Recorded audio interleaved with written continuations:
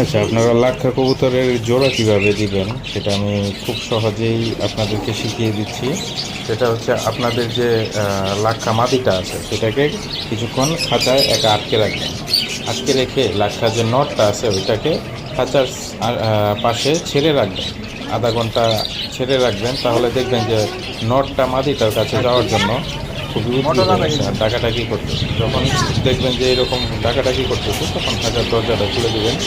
খুলে দেওয়ার পর দেখবেন যে লাটকার যে নটটা আছে সেটা অটোমেটিকলি খাঁচার ভিতরে ঢুকে যাবে। হ্যাঁ, এভাবে আপনারা খুব সহজেই আপনারা জোড়া দিতে পারবেন লাটকা কবুতরগুলোকে।